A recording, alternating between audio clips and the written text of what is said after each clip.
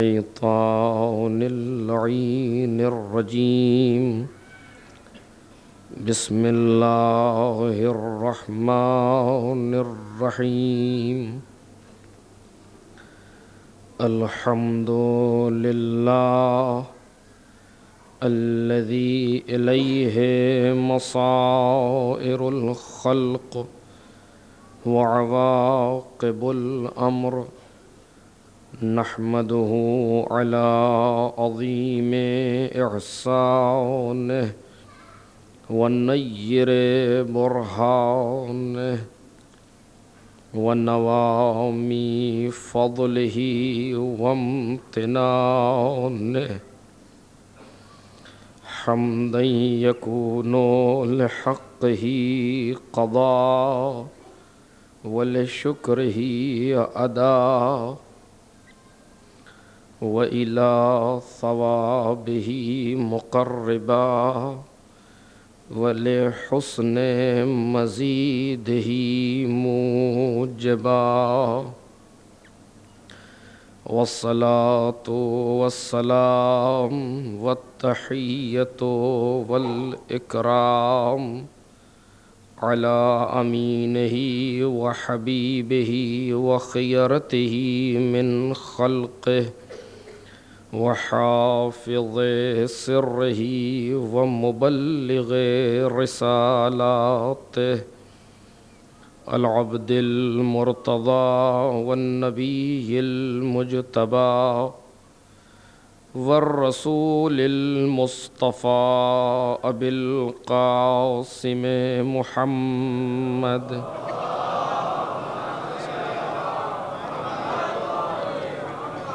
وآله الأطيبين الأطهرين الأكرمين المعصومين المظلومين، الذين أذهب الله عنهم الرجس وطهرهم تطهيرا.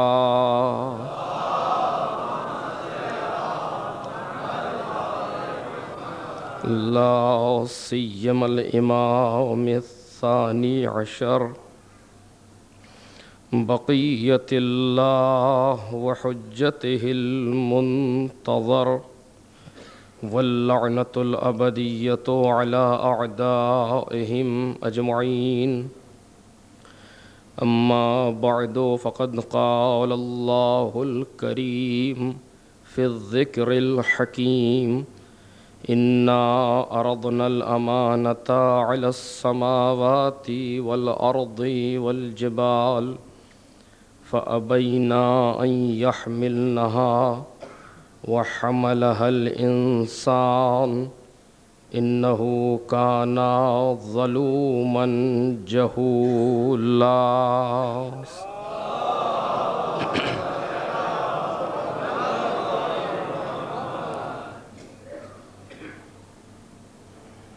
اس سے قبل کہ سایہ کریمہ کے سلسلے میں گفتگو شروع ہو، چونکہ آج بعد میں وقت نہیں رہے گا، آپ شبیہ تابوت بیمار کربلا کی زیارت فرمائیں گے. یہ کچھ پرچے مجھے دیے گئے ہیں جس میں بعض مومنین اور مومنات کے لیے دعائے صحت کی درخواست کی گئی ہے آپ سب سے، علیکم السلام، اور بعض میں شفا کے لیے کہا گیا ہے، اور بعض میں مرحومین کے لیے سورہ فاتحہ کی درخواست ہے، اور مومنہ فاطمہ سجوانی بھی ICU میں اس وقت بحال مرض ہیں. لہٰذا آپ حضرات ان تمام حضرات کی شفا، ان سب کی صحت اور تمام مرحومین کے ایصال ثواب کے لیے ایک مرتبہ سورہ الحمد صلوات کے ساتھ عنایت فرمائیں.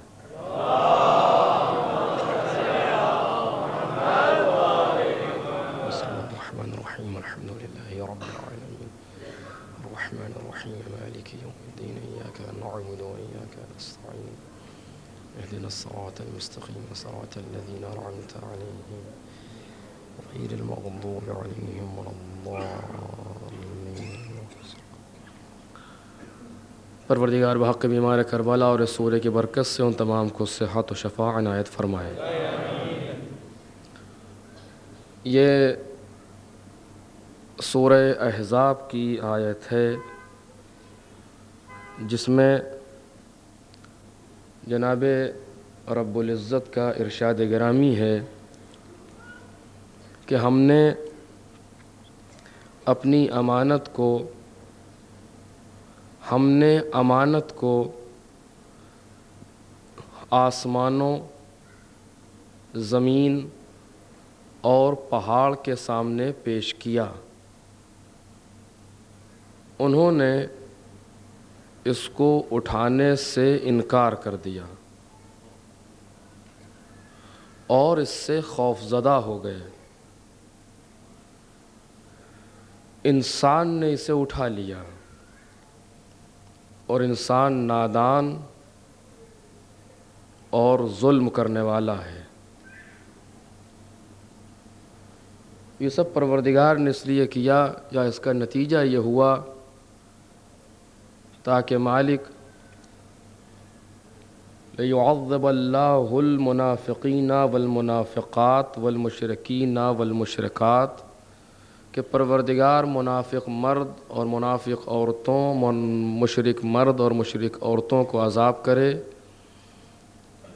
وَيَتُوبَ اللَّهُ عَلَى الْمُؤْمِنِينَ وَالْمُؤْمِنَاتِ اور مومن مرد اور مومن عورتوں پر توبہ کرے. وَكَانَ اللَّهُ غَفُورًا رَحِيمًا وہ پروردگار مغفرت کرنے والا، رحم کرنے والا ہے. یہ ہے مختصر سا ترجمہ، اور اسی کے ضمن میں جس موضوع کا انتخاب کیا گیا وہ انسان اور امانت الہی ہے، اور آج اس سلسلے کی یہ چوتھی گفتگو ہے.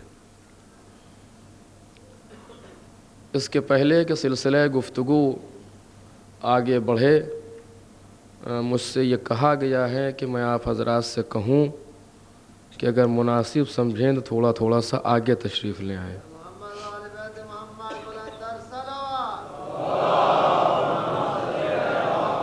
اور آجائیں.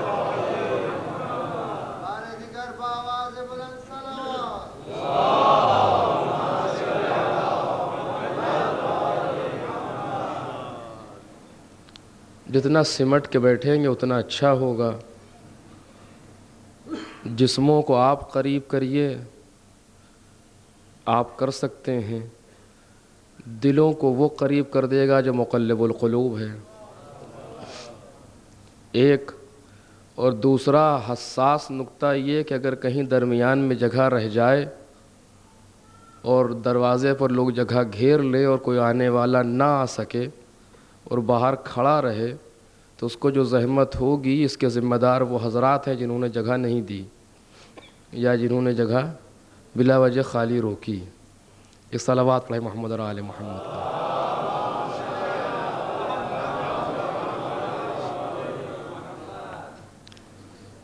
تو انسان اور امانت الہی کے عنوان سے جو سلسلہ گفتگو شروع ہوا ہے وہ آج اپنے چوتھے مرحلے میں داخل ہو رہا ہے. کل کی گفتگو اس منزل پر ہو رہی تھی کہ پروردگار کی وہ امانت جس کو آسمان اپنی تمام بلندیوں اور رفعتوں کے باوجود برداشت نہ کر سکا، زمین اپنی تمام وسعتوں کے باوجود برداشت نہ کر سکی، اور پہاڑ اپنی ساری سنگینی اور سارے استحکام اور استواری کے ساتھ برداشت نہیں کر سکے، اس امانت کو جناب انسان نے اٹھا لیا.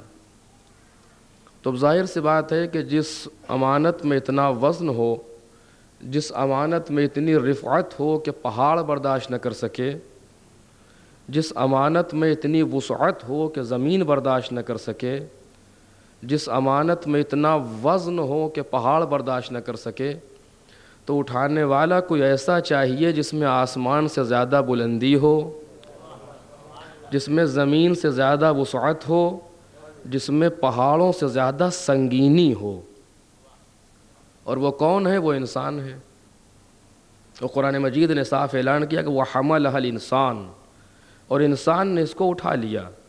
اس بار کو اٹھا لیا. کل کی گفتگو کو تکرار کرنا نہیں چاہتا. اس پیش کرنے کے معانی یہ ہیں کہ پروردگار نے وہ صلاحیتیں جو پہاڑ، زمین اور آسمان میں رکھی ہیں، اور وہ بار جو امانت میں پایا جا رہا تھا، جب ان دونوں کا موازنہ اور مقایسہ کیا تو یہ دیکھا کہ ان میں اتنی صلاحیت نہیں ہے کہ اس بار کو اٹھا سکیں. اور پروردگار عالم نے وہ صلاحیت اور وہ استعداد جو انسان کے اندر رکھی ہے، جب اس کا موازنہ کیا امانت سے تو یہ دیکھا کہ یہ انسان اٹھا سکتا ہے. ورنہ ایسا نہیں ہے. مجھے تو یاد نہیں کہ مجھ سے میرے پروردگار نے کہا ہو کہ یہ امانت آپ اٹھا لیں، میں نے اٹھا لیا ہو، یا ایسا ہوا ہو کہ زمین کے سامنے اس کو پیش کیا گیا ہو کہ یہ امانت ہے، آپ اسے اٹھائیں، زمین نے کہا میرے بس کی بات نہیں. ایسا نہیں ہے. بلکہ علماء نے، مفسرین نے اس کو لکھا کہ یہ ایک مقایسہ ہے استعداد کا، یہ مقایسہ ہے ظرفیت اور کیپیسٹی کا، کہ اس کے اندر اتنی ظرفیت پائی جاتی ہے کہ اس امانت کو اٹھا سکتا ہے، اور اس کے اندر ایسی ظرفیت نہیں پائی جاتی جو اس امانت کو اٹھا سکے. اب وہ امانت کیا ہے، اس پر شاید آج بحث نہ کر سکوں، یا شاید اگر آخر میں وقت ملے، چونکہ آج کی مجلس کا ایک اچھا حصہ مخصوص ہوگا امام سے، چونکہ شب شہادت ہے اور آپ آخر میں تابوت کی زیارت کریں گے، لہٰذا میں اپنے موضوع سے متعلق ہو کر کے اس منزل پر آنا چاہتا ہوں. عزیزو، انسان کے اندر پروردگار عالم نے اتنی صلاحیت رکھی ہے کہ جو زمینوں، آسمانوں، پہاڑوں سے زیادہ وسعت لے کر کے آیا ہے. اب یہ اور بات ہے کہ انسان اپنے آپ کو نہ پہچانے، انسان اپنی قدر و قیمت کو نہ جانے، اور انسان کو یہ معلوم نہ ہو کہ پروردگار نے اس کو جو صلاحیت دی ہے اس کا عالم کیا ہے، اور وہ انہی دنیا کے حوالے اپنے آپ کو بیچ دے. انسان کی قیمت کے لیے ایک حدیث مولا کائنات کے عرض کر رہا ہوں، سے پہلے بھی کہہ چکا، انسان کی قیمت کے لیے آواز دیتے ہیں کہ انسانوں سنو، لیس لانفسکم ثمن الا الجنہ فلا تبیعوها الا بها. اے انسانوں، تمہارے نفسوں کی قیمت، تمہارے نفسوں کی قیمت جنت کے علاوہ کوئی چیز نہیں بن سکتی. جو حضرات عربی سے واقف ہیں وہ یہ سمجھ سکتے ہیں کہ کس طریقے سے تاکید اور زور دے کر کے علی ابن ابی طالب اس چیز کو بیان کر رہے ہیں علیہ الصلاۃ والسلام. یہ نہیں کہا کہ تمہارے نفسوں کی قیمت جنت ہے، یہ بھی کہہ سکتے تھے کہ تمہارے نفسوں کی قیمت جنت ہے اور اس کو اسی سے بیچنا. بات مکمل ہے. میں کہوں کہ آپ کے اس قلم کی قیمت 10 روپے ہے، اس اتنے ہی سے آپ بیچیے گا، اس طرح سے مولا نہیں کہہ رہے، بلکہ الٹ کی آواز دے رہے ہیں، لیس لانفسکم ثمن الا الجنہ. اور عربی گرامر کے اعتبار سے جب گفتگو اس طریقے سے کی جائے تو اس میں وزن زیادہ پیدا ہو جاتا ہے. تمہارے نفسوں کی کوئی قیمت ہے ہی نہیں سوائے جنت کے. مولا نے جس آہنگ میں، جس لہجے میں گفتگو کی ہے، جو اسلوب زندگی اور اسلوب عبارت بتایا ہے، وہ آواز دیتے لیس لانفسکم ثمن الا الجنہ. آگاہ ہو جاؤ، ہوشیار ہو جاؤ کہ تمہارے نفسوں کی، تمہارے جانوں کی قیمت سوائے جنت کے کوئی چیز بن ہی نہیں سکتی. یعنی مطلب کیا ہوا؟ جتنی چیزیں ہیں وہ سب تم سے پست ہیں، تم بلند ہو. توجہ چاہوں گا، دنیا کی جتنی چیزیں لے کر کے آؤ گے، دولت ہو، شہرت ہو، جاگیر ہو، پوسٹ ہو، مقام ہو، جتنی چیزیں لے کر کے آؤ گے وہ سب تم سے پست ہوں گی، تم اس سے بلند ہوگے. اور یہ اور بات ہے کہ ہم نے اپنے آپ کو نہیں پہچانا اور پست چیزوں میں اپنے آپ کو بیچنا شروع کر دیا.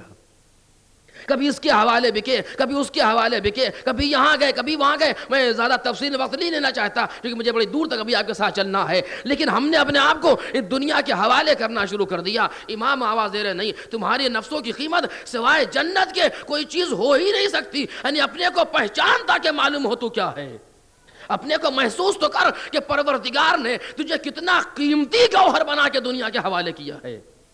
انسان سے عجیب مخلوق کارخانے قدرت میں نہیں پائی جاتی. پر انسان کے لیے مولا کائنات آواز دیتے ہیں، اتزعم انک جرم صغیر وفیکم طوى العالم الاکبر. انسان پہچان اپنے آپ کو، تو سمجھتا ہے ایک چھوٹا سا جسم ہے. توجہ چاہوں گا، انسان تو سمجھتا ہے کہ ایک چھوٹا سا جسم ہے، پروردگار نے عالم اکبر کو تیرے اندر سمو دیا. ایک صلوات پڑھیں محمد اور آل محمد.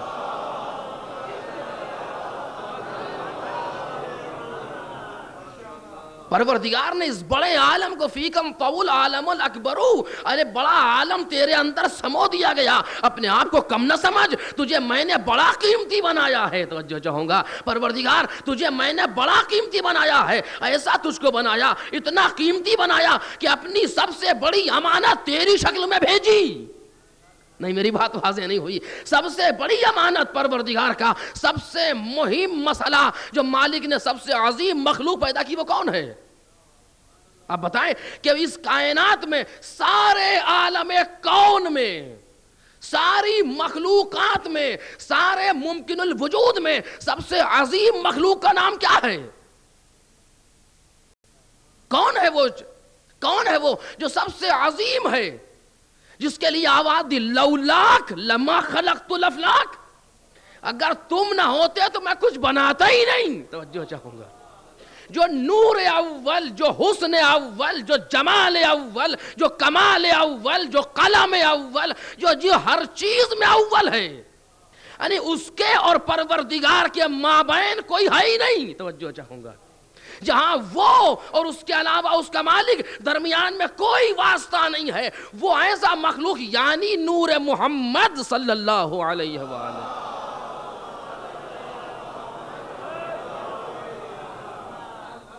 ایسی عظیم مخلوق کو پروردگار نے کس صورت میں بھیجا؟ جب اس کائنات میں بھیجا کس صورت میں بھیجا؟ بصورت انسان، انسانوں کے سامنے بھیجا. اب پہچانا انسان کے شرف کے لیے یہ بہت ہے کہ ایسا نور جب آیا تو انسانی صورت میں آیا. انسان کی صورت میں اگر اس سے بہترین کوئی ڈھانچہ ہوتا تو قدرت اس طرح سے بھیجتی. صلوات پڑھیں نا محمد اور آل محمد.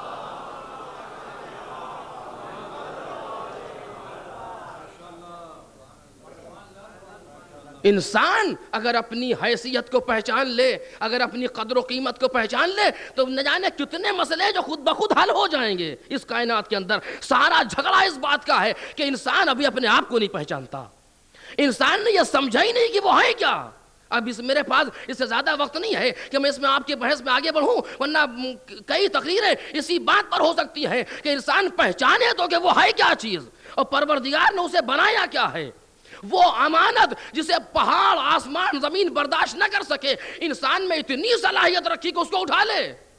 یہ کوئی معمولی مسئلہ ہے، یہ کوئی معمولی چیز ہے کہ جس چیز کو آسمان برداشت نہ کر سکے اس کو انسان برداشت کر لے. جس چیز کو پہاڑ برداشت نہ کر سکے اس کو انسان برداشت کر لے. اس کے معنی یہ ہے کہ آسمان اس سے پست ہے، یہ بلند ہے. یہ سوچتا ہے کہ ہم 6 فٹ کے انسان ہیں، یہ 6 فٹ کا نہیں ہے، اس کی لمبائی آسمان سے اوپر جائے گی. توجہ چاہوں گا، یہ جب اپنے آپ پر آ جائے اور اپنی شخصیت کو پہچان کے آگے بڑھ جائے تو بہت ہے، یہ 60 کلو کا نہیں ہے، یہ 70 کلو کا نہیں ہے، یہ پہاڑ سے زیادہ سنگین ہے. توجہ چاہوں گا، یہ پہاڑ سے زیادہ سنگین ہے، یہ 1.5 فٹ کے اندر گھومتا نہیں ہے، یہ زمین سے زیادہ وسیع ہے. پہچانے تو پہلے اپنے آپ کو کہ مالک نے بنایا کیا ہے اس کو. صلوات پڑھیں نا محمد اور آل محمد.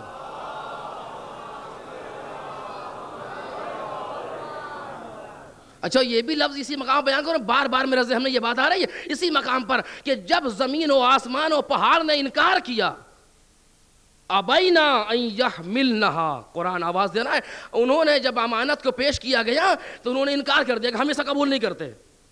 کیا ان میں اتنی جرأت ہے کہ انکار کر دیں؟ توجہ چاہوں گا، کیا جرأت پائی جاتی ہے؟ یہی لفظ 2 جگہ پر قرآن مجید میں استعمال ہوا. ایک یہاں پر ان لوگوں کے لیے آیا، زمین، آسمان، پہاڑ، ان تینوں کے لیے کہا کہ ان تینوں نے انکار کر دیا. اور یہی لفظ ایک جگہ پر اور آیا کہ جہاں مالک نے کہا سجدہ کرو، توجہ چاہوں گا، انسان کے سامنے جھکایا. کس کو جھکایا؟ ملائکہ کو. توجہ کیجئے گا، ملائکہ کو جھکایا کس کے سامنے؟ انسان کے سامنے. انسان کی تخلیق ہو رہی ہے، ملک جیسی مخلوق جھک رہی ہے اس کے سامنے. پہچان اپنی قیمت کو انسان. توجہ چاہوں گا، پہچان اپنی قیمت کو. ملکوتیت سجدہ ریز ہے انسان کے سامنے. آنے والا کون ہے کہ جس کے سامنے ملک جھک رہے ہیں؟ اس کے بعد ایک تھا جس نے کہہ دیا ابا. قرآن نے اس لفظ کو رکھا ہے جب اس نے سجدے سے انکار کر دیا، کہا میں سجدہ نہیں کروں گا، تو قدرت نے آواز دی ابا واستکبرا، وَكَانَ مِنَ الْكَافِرِينَ، اس نے انکار کیا اور تکبر کیا اور کافروں میں سے ہو گیا. توجہ چاہوں گا. تو یہی لفظ وہاں پر بھی آیا، یہی لفظ زمین و آسمان کے لیے بھی استعمال ہوا. وہاں نتیجہ کفر ہے، یہاں نتیجہ کفر نہیں ہے. توجہ چاہتا ہوں، منزل کو محسوس کریں کہ وہاں پر جب بات کہی جا رہی ہے ابا واستکبر وکان من الکافرین، اس نے انکار کیا اور کافر میں سے ہو گیا. کس کا انکار کیا؟ سجدے کا. جناب آدم کے سامنے مالک نے جھکایا، وہ نہیں جھکا. قرآن مجید کی آیت پڑھ رہا ہوں، اس نے انکار کر دیا. وہی لفظ ابا، اس نے انکار کر دیا، وہ کافروں میں سے ہو گیا. جب یہاں پہ کہا ابینا ان یحملنھا، اٹھانے سے انکار کر دیا، اس نے بھی انکار کیا ہے. مالک نے ان کے سامنے پیش کیا زمین آسمان پہاڑ، انہوں نے بھی انکار کیا، لیکن یہ کافر نہیں ہوئے. اس نے جب انکار کیا تو کافر ہوا. نتیجہ سمجھے کیا ہے؟ اسی لیے پروردگار نے کہا ابینا ان یحملنھا واشفقنا منھا. ڈر گئے. ایک انکار خوف کی بنیاد پر ہوتا ہے. توجہ کیجئے گا، وہاں کہا ابا واستکبرا، اس نے انکار کیا تکبر کی بنیاد پر، غرور کی بنیاد پر. تو جہاں انکار بعنوان تکبر تھا وہاں نتیجے میں کفر آیا، اور جہاں انکار بعنوان خوف ہے وہاں کوئی عزت نہیں ہے. صلوات پڑھ دے محمد اور آل محمد پر.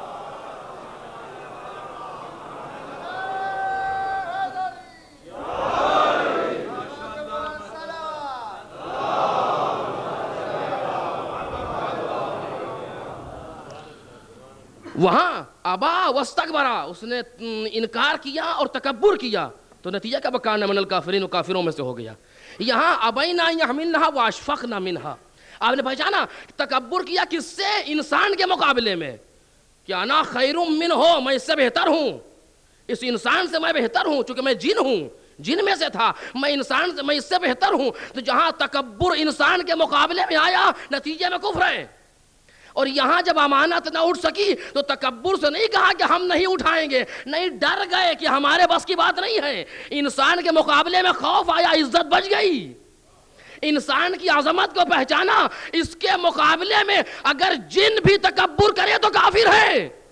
اب یہ اور بات ہے کہ انسان اپنے آپ کو انہی کے سامنے جا کے جھکا دے. صلوات پڑھیں نا محمد اور آل محمد پر.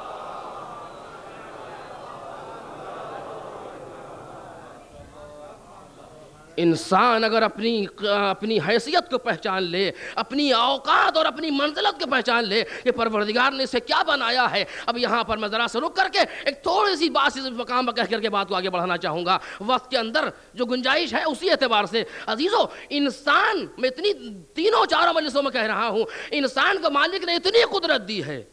اس قدرت کے معنی کیا ہیں؟ توجہ کیجئے گا. کیا مطلب؟ اس کے معنی یہ چلا جائے ہیلتھ کلب میں بہترین بن کے باہر نکل آئے؟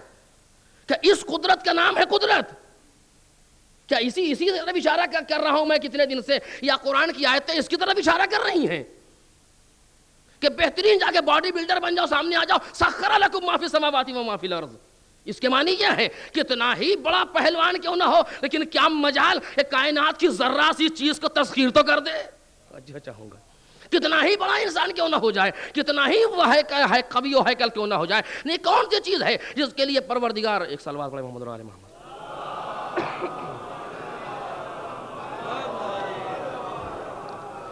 جس کے لیے پروردگار آواز دے رہا ہے کہ سخر لکم ما فی السماوات و ما فی الارض جميعا، جو بھی زمین و آسمان میں ہے ہم نے سب کو تمہارے لیے مسخر کر دیا. اب تم اپنی قدرت کو بڑھاؤ، قدرت تسخیر پیدا کرو. کائنات مسخر ہے، کائنات تمہارے لیے. جیسے مثلا باپ نے کمپیوٹر لا کر گھر میں رکھ دیا، سارے پروگرام کمپیوٹر کے اندر موجود ہیں، کہ میرے لال یہ سب کچھ تیرے لیے اور تیرے حکم کا تابع ہے.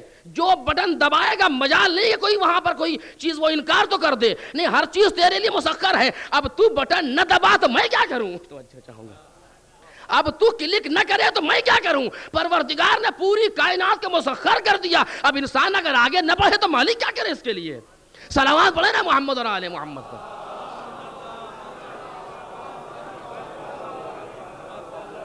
قرآن پکار کے آواز دے رہا، خلق لکم ما فی الارض جميعا، جو بھی زمین میں ہے ہم نے سب تمہارے لیے پیدا کیا. سخر لکم ما فی السماوات و ما فی الارض، جو آسمان میں ہے، جو زمین میں ہے، ہم نے سب کو تمہارے لیے مسخر کر دیا. اب تم اپنی قدرت تسخیر کو نہ بڑھاؤ تو ہم کیا کریں؟ مالک وہ کیسے بڑھے گا؟ بس یہی تو وہ نکتہ ہے، اگر جس کو تو سمجھ لے تو پھر انسان نہیں سلمان بنے گا. توجہ چاہوں گا، اگر اسی نقطے کو انسان سمجھ جائے کہ وہ کون سی شے ہے کہ جس کے آ جانے کے بعد انسان آگے بڑھ جاتا ہے. اب یہاں پر رک کر کے میں بات کو آگے بڑھا رہا ہوں حلاجی کرتے ہوئے. عزیزو، انسان دو چیزوں کا مجموعہ ہے. توجہ کیجئے گا، گفتگو ممکن ہے سنگین ہو، ممکن ہے سنجیدہ ہو، ثقیل ہو، لیکن میں اس بات کو کہوں گا ضرور. انسان دو چیزوں کا مجموعہ ہے کلی طور سے. وہ تو بہت سی چیزیں کے اندر پائی جاتی ہیں سائنٹیفک کے اعتبار سے، میڈیکل سائنس کے اعتبار سے، وہ نہیں. میں دو چیزوں پر تقسیم کر رہا ہوں انسان کو. اس دنیا میں زندہ انسان کا نام ہے دو چیزوں پر تقسیم. ایک بدن اور دوسرے روح. یہ دو چیزیں انسان میں پائی جاتی ہیں. انہی دو چیزوں کے مجموعے کا نام ہے زندہ انسان اس کائنات کے اندر. یا کوئی تیسری چیز بھی آپ لائیں گے یا ایک ہی چیز کا نام انسان ہے؟ کہانی دو چیزیں ہیں. یہ گفتگو غور سے سنیے گا. جہاں جہاں میں کہہ چکا ہوں کہ میں اپنے بزرگوں سے خطاب نہیں کر رہا، اپنے بچوں سے یا اپنے ہمسن بھائیوں سے. جہاں جہاں میری آواز آ رہی ہے، انسان دو چیزوں کا مجموعہ ہے. ایک کا نام ہے بدن اور ایک کا نام ہے روح. یہ جتنی آیات دلالت کر رہی ہیں انسان کی قوت کے اوپر، وہ قوت بدن پر دلالت نہیں کر رہی. توجہ چاہوں گا، وہ قوت بدن پر حکایت نہیں کر رہی کہ سخر لکم ما فی السماوات و ما فی الارض، کہ تم اپنے بدن کی قوت سے مسخر کر سکتے ہو. نہیں، یہ وہ چیز ہے جو کسی کے پاس ہے، کسی کے پاس نہیں ہے. پروردگار ایسا کلیات دیتا ہی نہیں جو کہیں ہو کہیں نہ ہو. کوئی کر سکے کوئی نہ کر سکے. صلوات پڑھیں نا محمد اور آل محمد پر.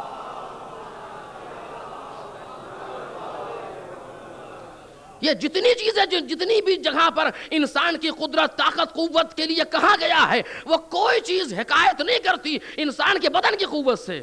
اگر بدن کی قوت سے کوئی چیز ہو سکتی تو ہم سے پہلے مرحبا و عمر کر کے نکل گئے ہوتے. نہیں، یہ مسئلہ وہاں پر نہیں ہے. انسان دو چیزوں کا مجموعہ ہے. ایک کا نام ہے بدن اور ایک کا نام ہے روح. اچھا، یہ بات طے ہو گئی. روح زیادہ عظیم ہے یا بدن؟ توجہ چاہوں گا. روح زیادہ قوی ہے یا بدن؟ ابھی کیا پتا ہمیں کون زیادہ قوی ہے. آپ کے سبحان اللہ سے مسئلہ حل تھوڑی ہو جائے گا. صلوات پڑھیں محمد اور آل محمد پر.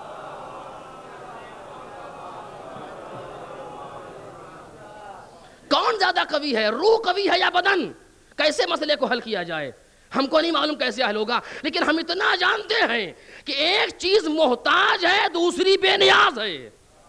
توجہ کیجئے گا، شاید فلسفی گفتگو ہو لیکن بہرحال روح اپنے وجود میں بدن کی محتاج نہیں ہے.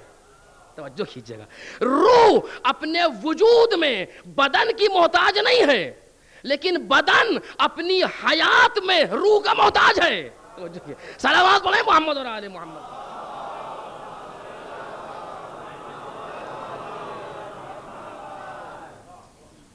روح اپنے وجود میں بدن کی محتاج نہیں ہے، لیکن بدن اپنی حیات میں روح کا محتاج ہے. جب تک اس سے رابطہ نہ ہو اس وقت تک یہ کچھ نہیں ہے. یہی ہاتھ، یہی پیر، یہی کان، منہ، ناک، جتنی چیزیں ہیں سب کو سوچئے اور سامنے رکھ دیجئے، روح ہٹا دیجئے، کیا ہے؟ کہ کچھ نہیں ہے. تو یہ آنکھ دیکھ رہی ہے. اگر آنکھ دیکھ رہی ہے تو دیکھے، ابھی بھی تو ہے آنکھ. توجہ چاہوں گا، پھوٹی تو نہیں ہے. اگر پیر چل رہے ہیں تو چلے، ابھی بھی تو ہیں پیر، ٹوٹ تو نہیں گئے. اگر زبان بول رہی ہے تو بولے، ابھی بھی تو ہے. کیا ہوا؟ کہ کچھ نہیں ہوا، کچھ نہیں، روح نکل گئی. اس کے معنی آنکھ نہیں دیکھ رہی، روح دیکھ رہی تھی.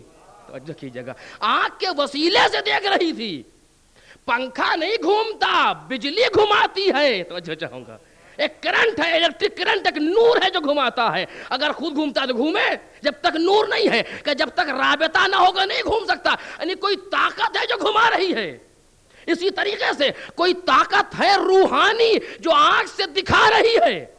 آنکھ دیکھنے کا وسیلہ ہے، لیکن روح کی محتاجگی کے باوجود، اور روح اگر دیکھنے پر آئے تو آنکھ کی محتاج نہیں ہے. توجہ چاہوں گا، اب یہ باتیں میں یہاں پر ثابت تو نہیں کر پاؤں گا، لیکن آپ اس چیز کو محسوس کر لیں. اگر روح دیکھنے پر آئے تو آنکھ کی محتاج نہیں ہے.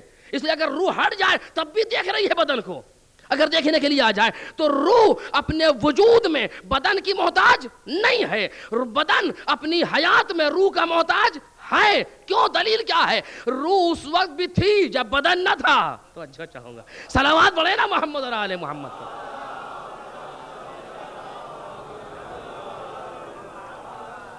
کم از کم اسلامی عقیدے کے اعتبار سے میں گفتگو کر ہی سکتا ہوں. دوسروں سے کچھ دیر بحث کرنے کے بعد یہاں تک آنا پڑے گا، لیکن آپ حضرات سے بحث کرنے میں دیر نہیں لگے گی. روح اس وقت تھی جب بدن نہ تھا، اور روح اس وقت رہے گی جب بدن نہیں رہے گا. توجہ چاہوں گا روح رہے گی.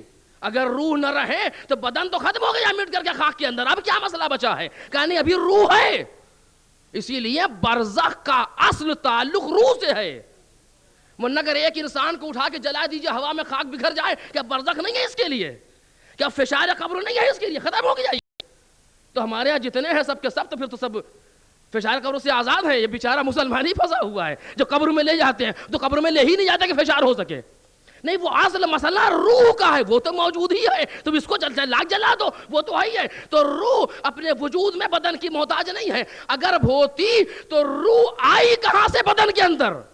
توجہ چاہوں گا روح آئی کہاں سے بدن کے اندر؟ روح اس وقت بھی تھی جب بدن نہ تھا. اور فلسفہ اب تک ثابت نہیں کر سکا کہ روح ہے کب سے.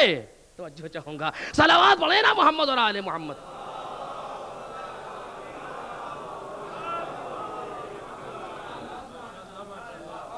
سورہ یاسین آپ سب پڑھتے ہیں. میں اپنے دلیل کے طور پر ایک آیت پیش کر رہا ہوں.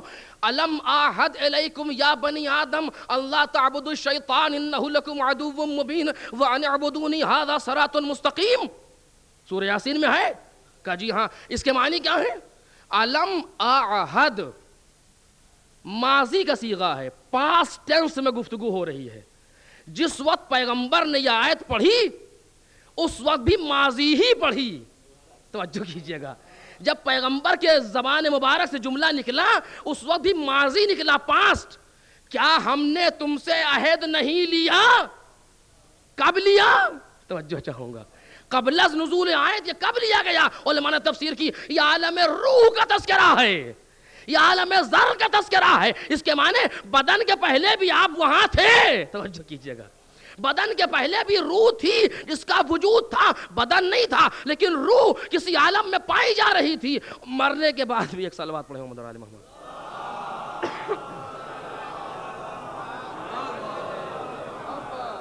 اور مرنے کے بعد بھی، دنیا سے جانے کے بعد بھی روح نہیں مرتی، اس کو موت نہیں آتی. کم از کم وہ افراد جن کا معاد جسمانی پر عقیدہ ہے، جو معاد اور قیامت کے قائل ہیں، ان کو تو ماننا نہیں پڑے گا کہ روح باقی رہتی ہے. توجہ کیجئے گا روح باقی رہتی ہے. اس کے معنی یہ ہے کہ روح قوی ہے، بدن ضعیف ہے، بدن محتاج ہے روح کا.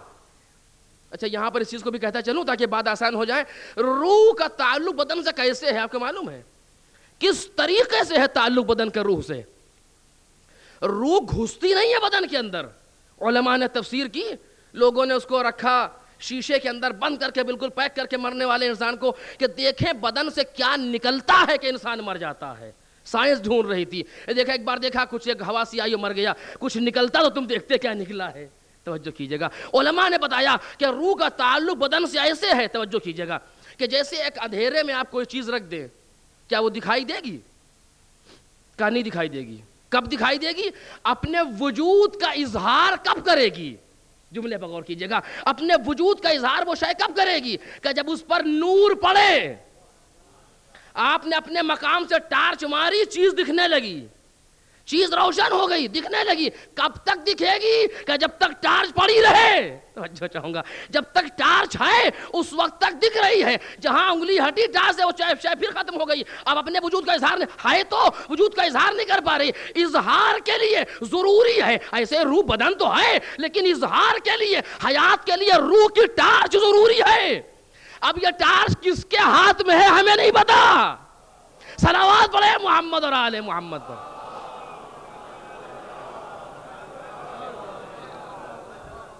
کوئی نہ کوئی تو ہے کہ جو سارے عالم کو کنٹرول کیے ہوئے ہے. مجھے نہیں معلوم وہ کون ہے, لیکن دعائے ندبہ نے کی اشارہ ضرور کیا. این السبب المتصل بین الارض والسماء, زمین اور آسمان کے اتصال کا سبب کہاں ہے؟ یعنی کوئی ہے روح اللہ جس کے وسیلے سے ساری روحیں رکی ہوئی ہیں. صلوات پڑھ دے محمد اور آل محمد.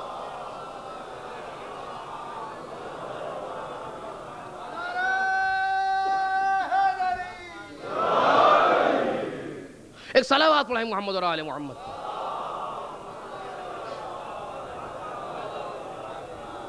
اچھا, تو یہاں تک بات اگر آگے بڑھ گئی کہ دو حصوں پر تقسیم ہو گیا انسان, ایک کا نام ہے بدن اور ایک کا نام ہے روح. اور روح قوی ہے بدن سے, روح قوی ہے بدن سے, اور بدن ضعیف ہے روح کے مقابلے میں. اب جس نے اپنے روحانی جنبے کو قوی کر دیا وہ کائنات پر تسخیر کر لے گا, اور جس نے روحانی جنبے کو ضعیف کر دیا, بدن کو قوی کر دیا, وہ کبھی تسخیر نہیں کر سکتا. جتنی قدرت اور طاقت انسان اپنی روح میں دے گا اتنا کائنات میں قوی ہوتا جائے گا. توجہ کیجئے گا, بدن کی طاقت سے کچھ ہونے والا نہیں ہے, اس لیے کہ اگر روح قوی ہو گئی تو بدن پر حاوی ہو جائے گی.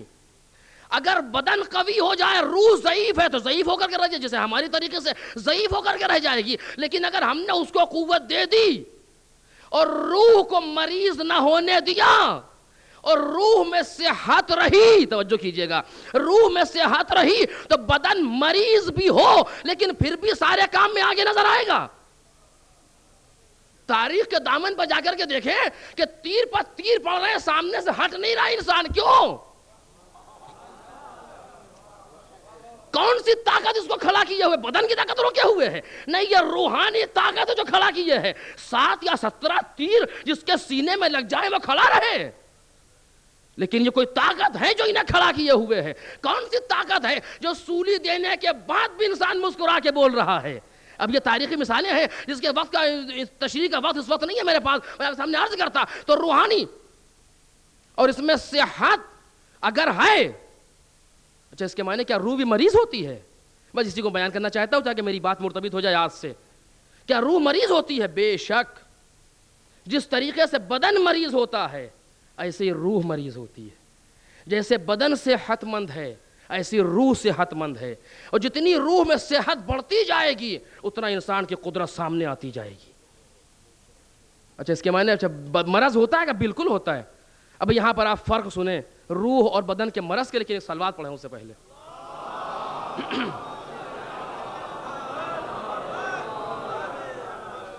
روح اور بدن کے مرض میں 3 بنیادی فرق ہیں, اور بھی ہوں گے لیکن میں اتنا ہی سمجھا اب تک. 3 بنیادی فرق ہیں. پہلا فرق یہ ہے کہ بدن کے مرض کو انسان احساس کرتا ہے, روح کے مرض کو احساس نہیں کرتا. مثلا ذرا سا سر میں درد ہوا, فوراً احساس ہو کہ سر میں درد ہو رہا, کچھ گڑبڑ ہے, دوا کے لیے آگے بڑھ گیا. روح کا مرض احساس نہیں ہوتا. دوسرا فرق کہ اگر خود احساس نہ ہو تو احساس دلانے سے متوجہ ہو جاتا ہے. آپ مجھ سے کہیں کہ مولانا صاحب آپ کی آنکھیں کچھ پیلی لگ رہی ہیں, مجھے شاید آپ کو جوائنٹس اور یرقان کی شکایت ہے. جیسے آپ کہیں گے فوراً آئینہ دیکھوں گا, بالکل آپ صحیح فرما رہے ہیں. خود کو احساس نہیں ہوا تھا اس مرض کا, لیکن جیسے آپ نے کہا احساس ہو گیا. اور تیسری چیز کہ بدن کے مرض پر جب کوئی متوجہ کرے گا تو متوجہ ہونے والا شکریہ ادا کرے گا. آپ کا شکریہ کہ آپ نے مجھے متوجہ کر دیا. اور یہ تینوں چیزیں برعکس ہے روح کے یہاں. وہاں یہ ہے کہ پہلے تو انسان متوجہ ہی نہیں ہوتا, اور اگر کہیے احساس دلائیے تب بھی متوجہ نہیں ہوتا, اور شکریہ کیسا برسرے پیکار ہے, لڑنے کے لیے تیار ہے اگر کوئی احساس دلا دے. اور اب یہاں میں جملہ کہہ رہا ہوں کہ جب تک مریض کو اپنے مرض کا احساس نہ ہو, توجہ کیجیے گا, جب تک مریض کو اپنے مرض کا احساس نہ ہو اس وقت تک علاج کی فکر ہی پیدا نہیں ہوگی. بھئی مریض کے لیے آدھا علاج یہ ہے کہ وہ یہ جان لے کہ مریض ہے, خود بخود طبیب کی جستجو کر لے گا, خود بخود ڈاکٹر کی طرف بڑھے گا. جب تک پتہ ہی نہیں کہ مریض ہے تو کیسے آگے بڑھے گا؟ اچھا بدن کے مرض کیا ہیں آپ سب جانتے ہیں. نزلے سے شروع کیجئے اور 800 تک چلے جائیے اگر یہ مرض ہوں, ورنہ شاید یہ عذاب الہی ہے, مرض ورض نہیں ہے. لیکن جتنے اس درمیان میں ہیں یہ سارے کے سارے امراض بدن ہیں، یہ سارے کے سارے امراض جسمیہ ہیں جو انسان کے جسم میں پائے جاتے ہیں، روح کے مرض بھی ہیں۔ لیکن خدا کرا تجربہ نہ کیجیے گا، ابھی مجلس کے بعد کیجیے گا، ابھی تجربہ نہ کیجیے گا، مشکل پیدا ہو جائے گی۔ مجلس کے بعد روح کے جتنے مرض ہیں، پہلے تو انسان متوجہ ہی نہیں ہوتا، احساس دلانے سے بھی متوجہ نہیں ہوتا، احساس دلانے والے سے شکریہ کیسا برسر پیکار ہونے پر آمادہ ہے۔ روح کے مرض کیا بتاؤں آپ کو؟ جھوٹ ہے، غیبت ہے، چغلی ہے، نخوت ہے، تکبر ہے، جلن ہے، حسد ہے، کینہ ہے، غرور ہے۔ یہ ساری چیزیں مرض کہاں پیدا ہیں؟ روح کے اندر پیدا ہوتے ہیں۔ جتنا مرض بڑھتا جائے گا انسان ضعیف ہوتا جائے گا، جتنا مرض ختم ہوگا انسان صحت مند ہوگا۔ صلوات پڑھ دیں محمد اور آل محمد۔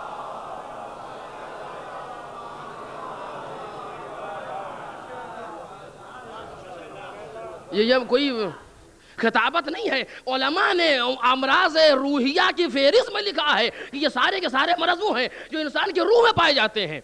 اب کسی ایک انسان سے آپ کہہ دیجئے کہ آپ مجھے تھوڑے سے جھوٹے معلوم ہوتے ہیں، نتیجہ کیا ہوگا؟ شکریہ ادا کرے گا کہ آپ کا پورا خاندان جھوٹا ہوگا، میں کیوں جھوٹا ہوں؟ ہے کہ نہیں ہے؟ یہ بیچارہ مریض ہے لیکن مرض کا احساس نہیں ہے۔ اور ایک صلوات پڑھیں محمد اور آل محمد پر۔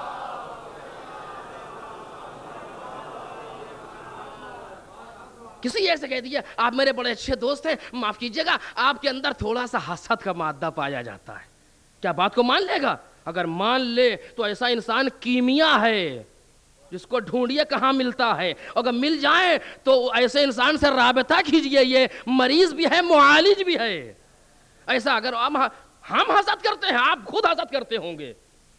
یہ کیوں ہے؟ یہ انسان مریض ہے لیکن مرض کا احساس نہیں کر رہا، اور جب تک احساس نہیں کرے گا اس وقت تک طبیب کے پاس نہیں جائے گا، اور جب تک نہیں جائے گا ٹھیک نہیں ہوگا، اور جب تک ٹھیک نہیں ہوگا قوی نہیں ہوگا۔ بھئی کتنا ہی بڑا پہلوان ہو جو آپ دیکھیں جا کر کے، کوئی سنگھ ہو، ہم سے اس سے بحث نہیں ہے، کتنے ہی بڑے ہو، لیکن ذرا سا بخار کا جھٹکا آ جائے اور پھر اٹھا دیجئے تو ہم جانے انہیں ہلکے سے مرض میں، تو جب ذرا سا مرض اتنے قوی ہیکل انسان کو گرا دیتا ہے تو اتنے مرض روح میں پائے جائیں اور روح قوی رہے۔ توجہ کیجئے گا، میں اپنے لیے کہہ رہا ہوں، جتنے مرض میں نے گنے ہیں سب پائے جاتے ہیں، سارے مرض کے باوجود میں قوی رہوں اور کائنات کے مسخر کر لوں، سوال ہی نہیں پیدا ہوتا۔ چیٹی سے بھی ڈرے گا انسان، لیکن جہاں مرض نہیں ہوں گے، صحت ہی صحت ہوگی، وہاں شرق و غرب ایک طرف ہو جائے، 80 برس کا بوڑھا آواز دے گا کہ مجھے نہ ان کی پرواہ ہے نہ ان کی پرواہ ہے۔ صلوات پڑھ دے محمد اور آل محمد۔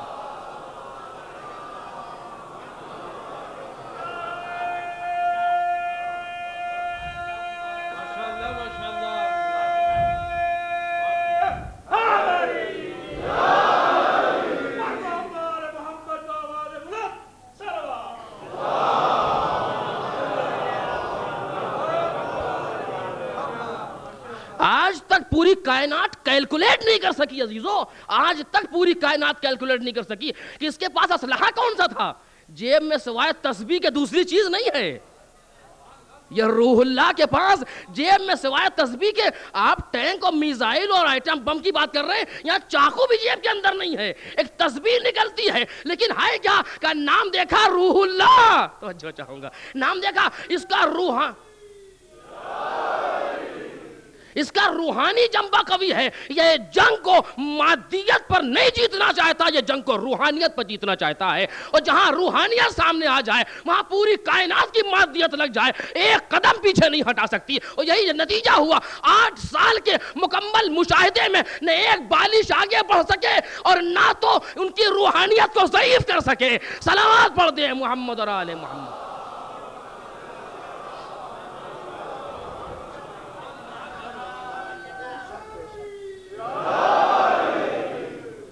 یہ وہ انسان کا جنبہ ہے جو کسی کیلکولیشن کے ذریعے سے نہیں اس کو سمجھا جا سکتا۔ کتنی طاقت ہے انسان کے اندر، کتنی طاقت ہے انسان کے اندر۔ آپ ملاحظہ کریں، اسی زمانے کا انسان، اسی صدی کا انسان، نہ جائیے پیچھے، اسی میں آ کر کے دیکھیے کس ذمہ داری اور کس طاقت پر تکیہ کر کے بولنے والا بول رہا تھا۔ وہ یہی طاقت تھی، روحانی طاقت ہے۔ جہاں یہ پیدا ہو جائے وہاں انسان کو ایک قدم پیچھے نہیں ہٹایا جا سکتا، اس لیے کہ اس کے بدن کے پر مت دیکھو، اس کی روح میں اتنی طاقت ہے، اور یہ وہ طاقت ہے جو ہر آنے والے کو متاثر کرتی ہے۔ بڑے بڑے بیٹھ کے سامنے کانپنے لگتے تھے. کیا ایسے منظر آپ نے ٹی وی پر نہیں دیکھے؟ یہ کون سی طاقت ہلا رہی ہے؟ یہ تو 80-89 برس کا بوڑھا انسان ہے. اس کے سامنے کیوں ڈر رہے ہو کہ پتہ نہیں کیا ہو رہا ہے؟ صلوات پڑھے نا محمد اور آل محمد پر.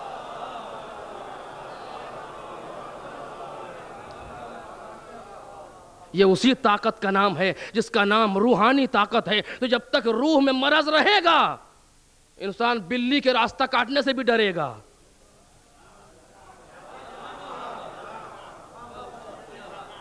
یہ کس چیز سے ڈر گئے آپ؟ جا تو رہے تھے کیا نہیں اب گجر کے پاس جائیں گے؟ کیا ہوا کہ بلی گزر گئی. آئے ہائے، جس کو اتنا اونچا بنایا تھا مالک نے، وہ اتنے معمولی سے جانور سے اتنا خوف زدہ. کیا ہے یہ کہ روحانی طاقت ضعیف ہے. اور جہاں روحانی طاقت، بلی نے ٹینک گزار دیجئے مجالک پیچھے ہٹ جائے. کیوں؟ اس لیے کہ اس کے روح میں وہ طاقت پائی جاتی ہے. کیسے طاقت آئے گی؟ کہ مرض ختم کرو. اچھا مجھے آپ کو خدا کا واسطہ اس لائب کا، اس میڈیکل اسٹور کا نام بتا دیں کہ جہاں حسد کے لیے کوئی کیپسول بنا ہو. مجھے اس جگہ کا نام بتا دیں کہ جہاں پر جس جگہ پر انسان کے اندر اگر تکبر پایا جاتا ہے تو فلاں انجیکشن لگا لیجئے خود بخود تکبر ختم ہو جائے گا. ہے کوئی چیز؟ پوری کائنات کو چیلنج کر رہا ہوں، کس نے ایسی چیز آج تک بنائی ہے کہ جہاں پر یہ چیز کر ہم جانتے ہی نہیں کہ روح کیا ہے، اس کے لیے علاج کیا کریں گے؟ اور پھر کہاں ملے گا وہ علاج؟ نہ جا کے ڈھونڈو غرب و شرق میں یہ علاج، یہ کہیں ملنے والا نہیں ہے. اگر یہ علاج ملے گا تو در محمد اور آل محمد پہ ملے گا. صلوات پڑھ دے محمد اور آل.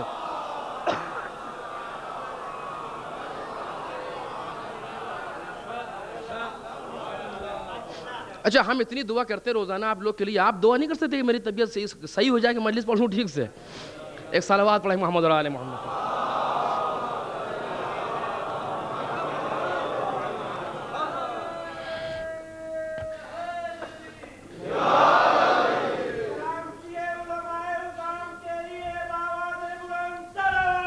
اللہم صلی اللہ.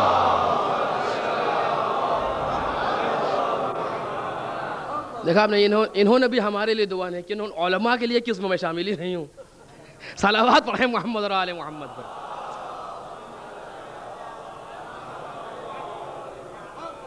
بہرحال عزیزو، تو جب تک روح میں مرض ہے اس وقت تک انسان کی قوت ظاہر ہو ہی نہیں سکتی.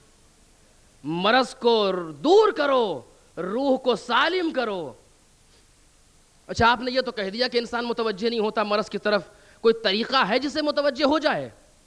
بھئی یہ بھی تو ہم ہی کو بتانا پڑے گا. ہم سے مراد میں نہیں، وہ شخصیتیں کہ جن کی طرف سے بول رہا ہوں انہیں کو تو بتانا پڑے گا. وہ ڈاکٹرز جو پروردگار عالم نے بھیجے ہیں، وہ طبیب جو آئے ہیں روحانی، وہی تو بتائیں گے. تو ہاں ایک چیز بتائی دیتا ہوں، اس کو آپ اس سے متوجہ ہو جائیں گے کہ روح میں مرض ہے کہ نہیں ہے.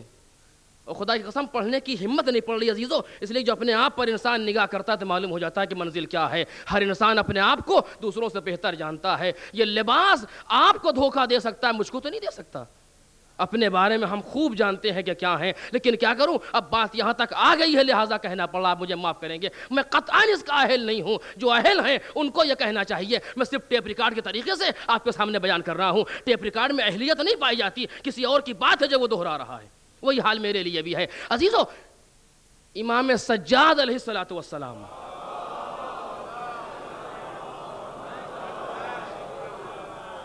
کی جو دعائیں ہیں، ان دعاؤں کو اگر آپ دیکھیں تو یہ سب روحانی نسخے ہیں.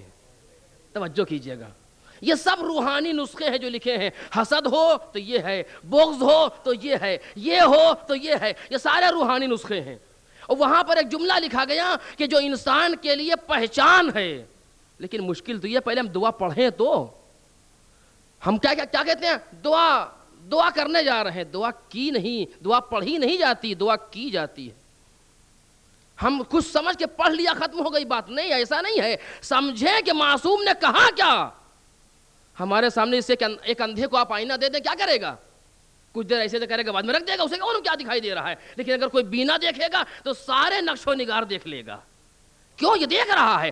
دعا کو اندھوں کی طریقے سے نہیں پڑھنا چاہیے، دعا کو آنکھ کھول کے پڑھنا چاہیے. کہ کہنے والے نے کہا کیا ہے. اور یہ دعاؤں کا مجموعہ واحد ہے آپ کے پاس. پوری کائنات میں کسی قوم کو یہ نہیں ملا جو ہم کو ملا ہے. کسی کے پاس یہ نسخہ نہیں ہے. اور اب کیا کروں, وقت بہت زیادہ ہو گیا, ورنہ آپ کے سامنے کچھ باتیں عرض کرتا, اسی مقام پر روک رہا ہوں. امام سجاد علیہ السلام نے مناجات میں فقرہ کہا ہے, الہی اذقنی حلاوت قربک, پروردگار مجھے چکھا دے. اذقنی ذائقے سے بنا ہے, ذائقہ اس سے بنا ہے. اذقنی مجھ کو چکھا دے, حلاوت قربک اپنے قرب کی مٹھاس چکھا دے. مولا نے کہہ دیا, ہم نے پڑھ لیا, آپ نے سن لیا, لیکن نتیجہ کیا نکلا؟ نتیجہ یہ نکلا کہ اللہ کے قرب میں مٹھاس ہے. توجہ کیجئے گا, اگر نہ ہوتی تو معصوم نہ کہتے. اچھا یہ کیوں نہیں کہہ دیا اللہم ارزقنی حلاوت ذکرک؟ کیا اس میں کوئی کمی آ جاتی ہے؟ پروردگار مجھ کو رزق دے دے, اللہ ہم کو توفیق دے دے اپنے ذکر کی, کچھ نہیں. الہی اذقنی, ہم کو چکھا دے. اس کے معنی یہ ہے کہ یہ مٹھاس ہے اور چکھنے والا چکھے گا. جیسے ممکن ہے کہ آپ چکھتے ہو, میں تو نہیں چکھ پاتا, کہ جب پروردگار کے ذکر میں مٹھاس پائی جاتی ہے, پروردگار کی یاد میں مٹھاس پائی جاتی ہے, پروردگار کے قرب میں مٹھاس پائی جاتی ہے, کون چکھے گا؟ ایک صاحب وہاں سے وارد ہوں ابھی, ایک ہاتھ میں گلاس اور ایک ہاتھ میں جگ لیے ہوئے, اور پانی پلاتے چلے آ رہے وہاں سے یہاں تک سب کو. ہر آدمی پینے کتنا اچھا پانی ہے دبئی کا, دبئی کا کیا منرل واٹر جو یہاں مل رہا ہے, کتنا بہترین پانی ہے, ہر انسان تعریف کر رہا ہے. جیسے ہم تک پہنچے, ہم نے منہ بنا کر کے ایک گھونٹ کسی طریقے ممبر پہ تھا, ایک گھونٹ تو پی ہی لیا, کتنا کڑوا پانی ہے. یہ کیسے ہوا؟ نہ جام بدلا, نہ ساغر بدلا, نہ ساقی بدلا, مزہ کیسے بدلا؟ توجہ چاہوں گا, مزہ کیسے بدلا؟ کہ مزہ زبانوں کے بدلنے سے بدل گیا. اچھا تو وہاں بھی تو زبانیں بدلی تھی, 100-150 زبانیں, یہاں کیا فرق ہوا؟ کہا نہیں, وہ سب کے سب صحت مند تھے,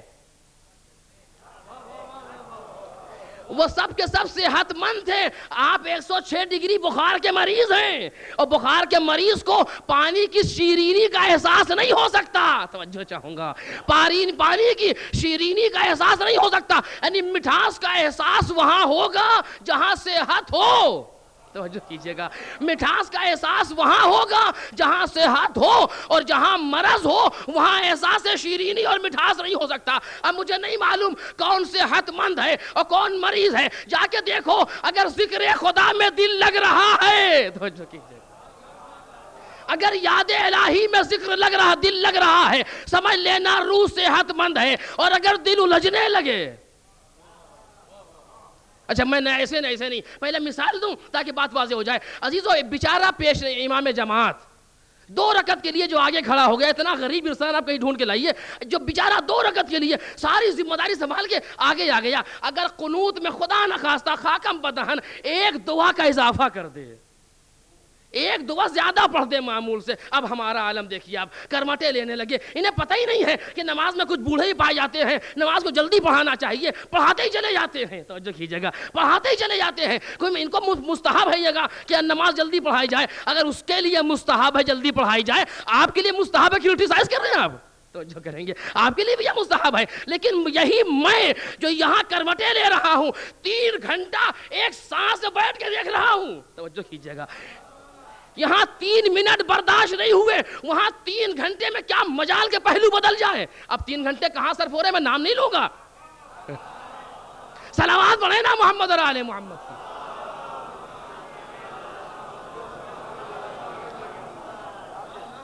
3 گھنٹے مسلسل, اور اگر وہ 10 منٹ بڑھ جائیں تو شکران للہ. ایک صاحب نے کہا کہ میں نے روزہ رکھا, گرمی بڑا سخت روزہ تھا, جب برداشت نہیں ہوا تو 3 گھنٹے ایک در گزارے, باہر آئے دیکھا ابھی دوپہر ہے, پھر 3 گھنٹے گزارے. کتنا مقبول ہے یہ روزہ. صلوات پڑھیں محمد اور آل محمد پر.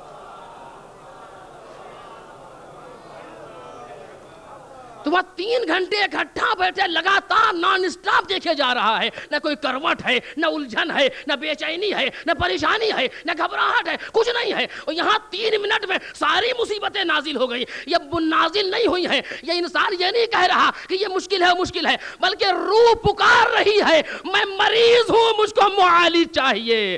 صلوات پڑھ دیں محمد اور آل محمد.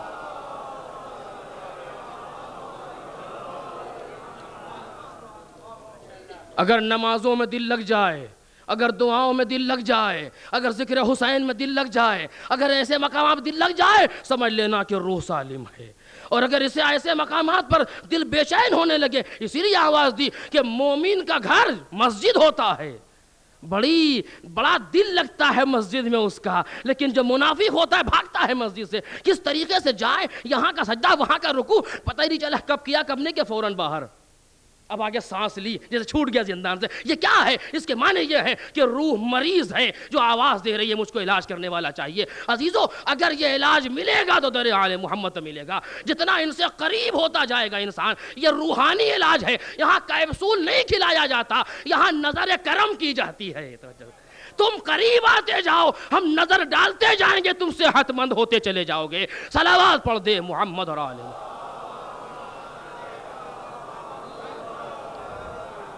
اتنا بڑا ذخیرہ دے دیا دعاؤں کا امام نے، جن کی آج شب شہادت ہے۔ اتنا بڑا ذخیرہ کسی قوم کے پاس نہیں ہے جتنا بڑا ذخیرہ دعاؤں کا ہمارے پاس ہے، اور سارے انہیں علاج کو بیان کر دیا گیا۔ آپ کو معلوم ہے کتنی ذمہ داریاں امام نے ادا کی ہیں؟ بس میں آخر کلام میں 3 مہم ذمہ داریاں جو امام سجاد میں سیرت پڑھنا چاہ رہا تھا، لیکن موضوع سے اتنی بات ٹکرا رہی ہے کہ 3 مہم ذمہ داریاں ہیں جو امام ایک وقت میں انجام دے رہے ہیں۔ کربلا کے بعد 35 سال زندہ رہے، 61 کے شروع میں کربلا، سن 95 میں آپ کی شہادت، 35 سال تک روتے رہے۔ ابھی آپ مسائل میں سنیں گے کچھ فقرے، اور 35 سال یہ میں جب محدود کر رہا ہوں یہ مجبوری ہے، بلکہ یوں کہا جائے جب تک زندہ رہے روتے رہے۔ اور اسی ایام میں صحیفہ کاملہ جیسی کتاب مرتب ہے۔ یہ دوسری ذمہ داری ہے۔ جو اتنا رو رہا ہے امام پر، وہ اتنا زیادہ خدا کی بارگاہ میں بھی حاضر ہے۔ اے امام سجاد کو رونے والو، اے امام سجاد کا ماتم کرنے والو، اگر ہر مرتبہ گریہ کیا ہے تو مالک کی بارگاہ میں اتنے ہی سجدے بھی کیے۔ صحیفہ کاملہ جیسی کتاب اسی زمانے میں مرتب ہو رہی ہے۔ 2 جنبے، اور تیسرا جنبہ امام باقر علیہ السلام فرماتے ہیں کہ میرا باپ مدینے کے 100 گھرانوں کو پال رہا تھا۔ 100 گھرانے، اگر ایک گھر میں 2 آدمی بھی ہوں میاں بیوی، تو 200 آدمی کا آذوقہ ہر شب پہنچاتے ہیں۔ امام باقر صلی اللہ علیہ وسلم کا حدیث ہے یہ کہ میرا بابا 100 مدینے کے جو فقیر گھرانے تھے 100 گھرانوں کی سرپرستی کرتا تھا، اور میرے بابا کو یہ اچھا لگتا تھا کوئی غریب میرے ساتھ بیٹھ کے کھانا کھائے۔ میرے پاس حدیث ہے، میں آپ کو دکھا سکتا ہوں ابھی، کہ میرے بابا کو یہ پسند تھا کوئی ساتھ میں بیٹھ کے کہ کوئی غریب کھانا کھائے، اور کبھی کبھی لقمہ اپنے ہاتھ سے دیا کرتے تھے۔ دولت کے زور پر کسی غریب کو پالنا اور ہے، محبت سے پہلو میں بٹھا کے پالنا اور ہے۔ امام نے سکھایا، چاہتے تو دیا تھا کھانا، کیا ضرورت ہے کوئی یہاں آ کر کے بیٹھ کے کھائے، وہاں مل تو جائے گا لیکن احساس غریبی رہ جائے گا، لیکن جب پہلو میں امام کے بیٹھ جائے گا تو احساس بھی ختم ہو جائے گا۔ اور کہا اگر کسی کے عیال ہوتی تھی تو امام خود کھانا لے کے گھر تک جاتے تھے، خود۔ یہ 3 وہ ذمہ داریاں ہیں جو سید سجاد نے 61 سے 95 ہجری کے درمیان میں ان ذمہ داریوں کو ادا کر دیا۔ یعنی اتنے ہی کثرت سے پروردگار سے بھی رابطہ ہے، اتنی ہی کثرت سے کربلا سے بھی رابطہ ہے، اتنی ہی کثرت سے عوام سے بھی رابطہ ہے۔ نہ کربلا کے بہانے سے خدا کو چھوڑا اور عوام کو چھوڑا، نہ خدا کے بہانے سے کربلا کو چھوڑا اور عوام کو چھوڑا، نہ عوام کے لیے کربلا اور خدا کو چھوڑا۔ تینوں اعتبار سے جتنا قوی رابطہ مالک سے ہے اتنی ذمہ داری عوام کی بھی ہے، اتنی ذمہ داری کربلا کی بھی ہے۔ اب امام سجاد کے ماتم کرنے والے، امام سجاد پر رونے والے نہ غریبوں کو چھوڑ سکتے ہیں، نہ کربلا کو چھوڑ سکتے ہیں، نہ خدا کو چھوڑ سکتے ہیں جو ان کے در پہ ماتم کر رہا ہے۔ اور کس طریقے سے عزیزو، میں کہاں تک عرض کروں، وقت تمام ہو گیا، کس طریقے ذمہ داریوں کو ادا کر رہے ہیں کہ جب غسل دیا گیا ہے تو پیٹھ پر بوری لے جانے کا نشان موجود تھا۔ جو راتوں کو بوریاں لے کر کے غریبوں کے گھر پر جاتے تھے، اس کے نشانات پیٹھ پر پائے جاتے تھے۔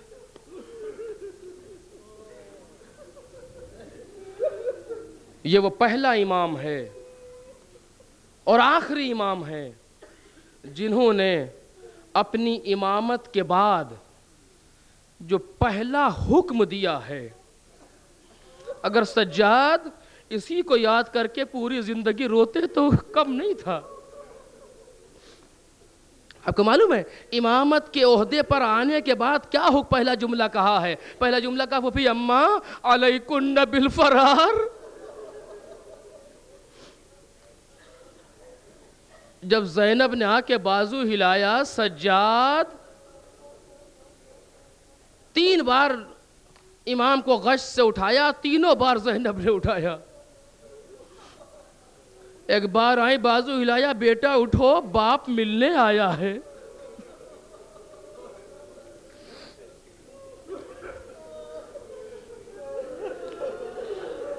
دوبارہ زینب آئی، بیٹا اٹھو دیکھو قیامت آ رہی ہے، زمین ہل رہی ہے، سیاہ آندھی چل رہی ہے، آسمان سے خون برس رہا ہے۔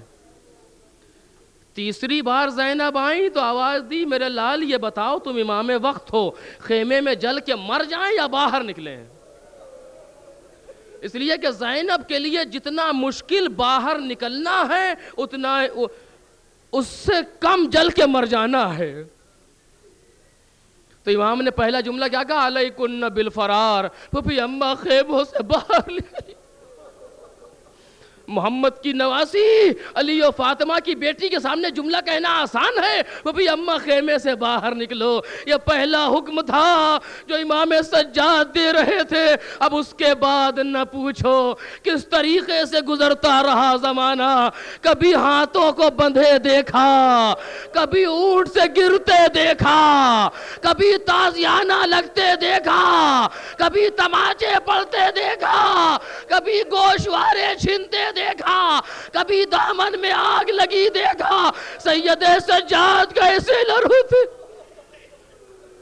ہاتھوں میں ہتھکڑی، پیروں میں بیڑی، کمر میں لنگر، گلے میں توکے خاردار، پہنے ہوئے یہ مسافر کربلا سے کوفہ، کوفے سے شام تک اسی انداز سے چلا گیا۔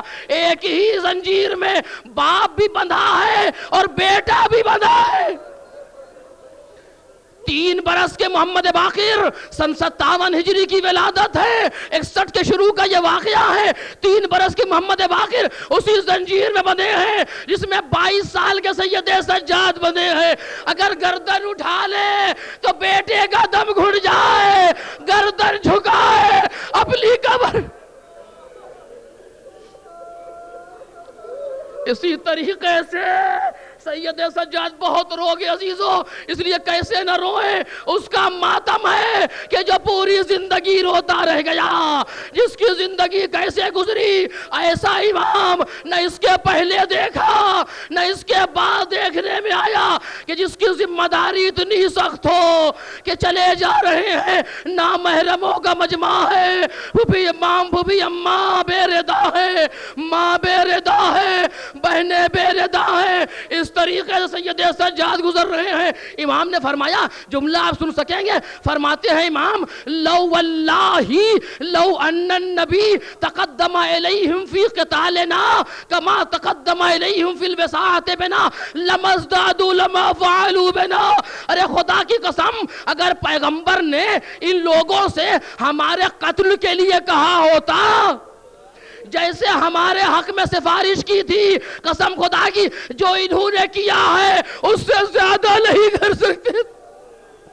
ظلم اپنی آخری منزل کا پہنچ رہا ہے۔ یہ کون ہے جو وقت کا امام ہے؟ روحانی طاقت میں اس سے بڑا کائنات میں اس وقت کوئی نہیں پایا جاتا اتنا بڑا سید سجاد ہے۔ لیکن کیا کرے، مشیت الہی یہی ہے، پروردگار کی مرضی یہی ہے۔ ورنہ آپ کو معلوم ہے یہ تحمل شاہکار عابد دلگیر ہے، یہ تحمل شاہکار عابد دلگیر ہے۔ ہاتھ میں ساری خدائی، پاؤں میں زنجیر ہے۔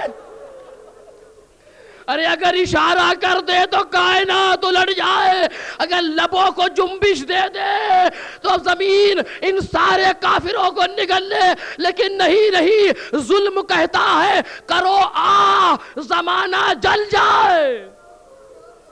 ارے سید سجاد کی آہ میں کتنی طاقت ہے. ظلم کہتا ہے کرو آہ زمانہ جل جائے, صبر کہتا ہے نہیں سید سجاد نہیں. اس طریقے سے گزرتے ہوئے امام نے کچھ مصیبتیں لکھی ہیں, میں نہ پڑھ سکوں گا. ایک واقعہ ایک جگہ بیان کر رہا ہوں. آپ نے فرمایا کہ ہم کو جب لے جا رہے تھے شام سے تو ایسی گلیوں سے لے جاتے تھے جہاں یہود و نصارہ کے مکان تھے, جہاں پر یہودیوں کے اور مسیحیوں کے مکانات تھے, وہاں سے ہمیں گزارتے تھے. اور یہ ملعون کہتے تھے یہ وہی ہیں جن کے باپ دادا نے تمہارے باپ دادا کو خیبر و خندق میں مارا ہے. اتنا سننا ہوتا تھا جوش انتقام میں, جس کے پاس جو ہوتا تھا, جس کے پاس جو ہوتا تھا ہماری طرف پھینکتا تھا. ابھی آپ تابوت کی زیارت کریں گے, تھوڑا سا مصائب پڑھ لوں, مجھے معاف کرنا اگر وقت زیادہ ہو گیا. لو عزیزو, امام سجاد اس طریقے سے گزر رہے ہیں. ایک جملہ کہہ رہا ہوں سنا ہوا ہے لیکن احساس کریے گا عزیزو. فرماتے ہیں اوقات ذلیلا فی دمشق کاننی عبد من الزنج غاب عنہ نصیر. ارے شام میں ہم کو ایسے گھسیٹا جا رہا تھا جیسے اس غلام کو لے جاتے ہیں جس کا آقا نہ ہو. اس طریقے سے ذلت کے ساتھ ہم کو شام میں لے جایا جا رہا تھا جیسے اس کو لے جاتے ہیں جس کا آقا نہ رہ جائے. عزیزو, ان مصیبتوں کو برداشت کرتے ہوئے شام کے زندان میں آگے اسیر ہو گئے. جب دم گھٹنے لگتا تھا آگے دروازے پر بیٹھ جاتے تھے. ایک دن وہ بھی آیا جب رہائی ہوئی, بس منزل تمام ہو گئی. ایک دن وہ آیا جب رہائی ہوئی, رہا ہو کر کے جب امام سجاد مولا کائنات فرماتے جس وقت میرے بیٹے کے توق اتارا گیا ہے, ایک آہ ماری جس سے زمین و آسمان لرز گئے. توق کی سلاخیں گردن کے اندر گھسی ہوئی ہیں. سید سجاد رہا ہو گئے, قافلہ لیے ہوئے پھر کربلا آ گئے. 3 یا 7 دن تک حسین ابن علی کا کربلا میں ماتم ہوا. اس کے بعد یہ قافلہ مدینے کی طرف چلا.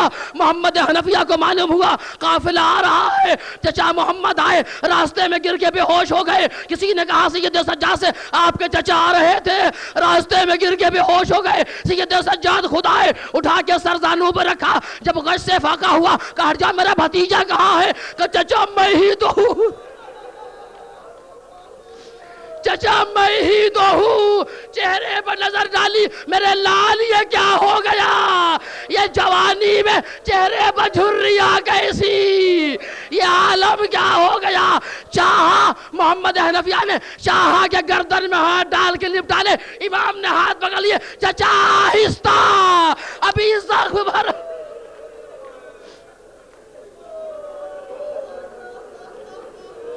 آ گیا مدینہ, لیے ہوئے روضہ رسول پر آئے. نانا قافلہ لے آیا, ماں کے مزار پہ آئے رات میں, اماں قافلہ لے کے آ گئے. ایک ایک سے فریادیں ہیں, ایک ایک سے ماتم ہے. 35 سال تک مسلسل روتے رہے. وضو کے لیے پانی آیا,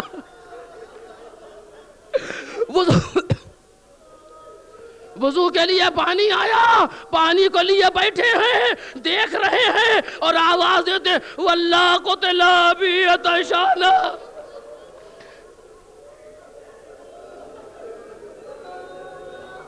واللہ قتل بی عطشانا.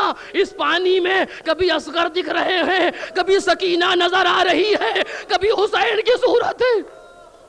کسی جانور کو ذبح ہوتے دیکھا, بھائی ٹھہر جا آگے بڑھے, میں تجھے ذبح کرنے سے منع نہیں کرتا لیکن یہ بتا کہ پانی پلایا ہے کہ نہیں. کہنے والا کہتا ہے مولا ہمارا دستور ہی یہی ہے, جب تک پانی نہیں پلا لیتے ذبح نہیں کرتے. کربلا کا رخ کر کے ہائے میرا بابا. اس طریقے سے 35 سال پوری زندگی گزار دی روتے روتے, لیکن دشمنوں کو یہ رونا گوارا نہ ہوا. کل ہی جیسی تاریخ آئی جب ولید نے زہر دے دیا.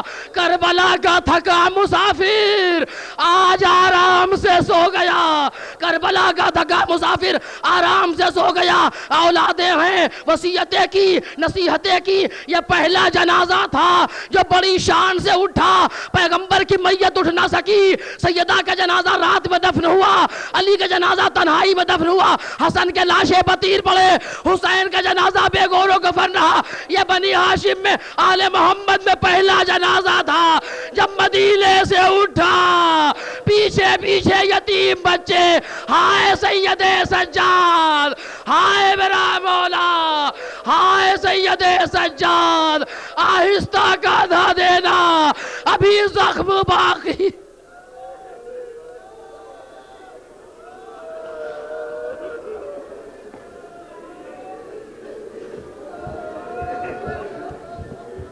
مومنین